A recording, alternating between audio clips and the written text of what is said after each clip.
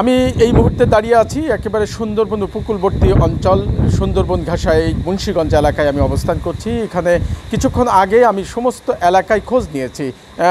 ঘূর্ণিঝড় রেমাল যে প্রবল আকার ধারণ করেছিল সেটি রাত 11টা থেকে 11:30টার মধ্যে যে মূল অংশটি সেটি সাতক্ষীরা উপকূলবর্তী অঞ্চলে এটা অতিক্রম করেছে এবং সাতক্ষীরাতে এই মুহূর্তে যতই রাত গভীর হচ্ছে ততই এখানে ঝড়ের যে প্রবলতা সেটি কমে যাচ্ছে, বৃষ্টিও কমে গেছে।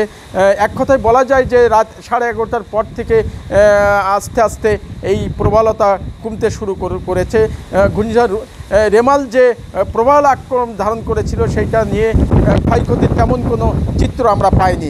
এখনও থেমে থেমে যদিও দমকা হাওয়া বইছে, তবে আগের মতো পূর্বের মতো সেই আক্রমণ ভাব সেখানে নাই।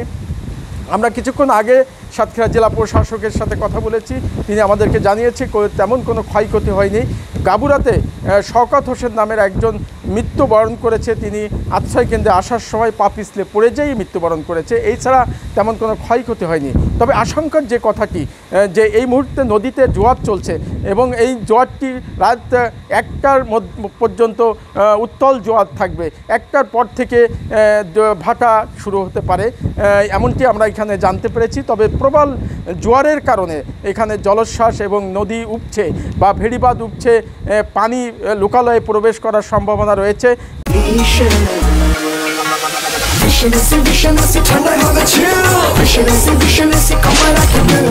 এখন ভয় যেটি স্থানীয় প্রশাসন বা স্থানীয় লোকজনের সাথে কথা বলে যেটা আমরা জানতে পেরেছি যে যদি নদীতে এরকম প্রবল জোয়ার থাকে তাহলে কোনোভাবেই এই বাঁধ রক্ষা করা খুবই কঠিন হয়ে দাঁড়াবে এবং বাঁধ উপচে বিস্তীর্ণ এলাকা প্লাবিত হওয়ার একটি আশঙ্কা রয়েছে। বিশেষ করে এখানে চিংড়ি অধ্যুষিত এলাকা, এই চিংড়ি শত শত বিঘা বা কয়েক হাজার বিঘা জমি এখানে প্লাবিত হওয়ার একটি আশঙ্কা রয়েছে।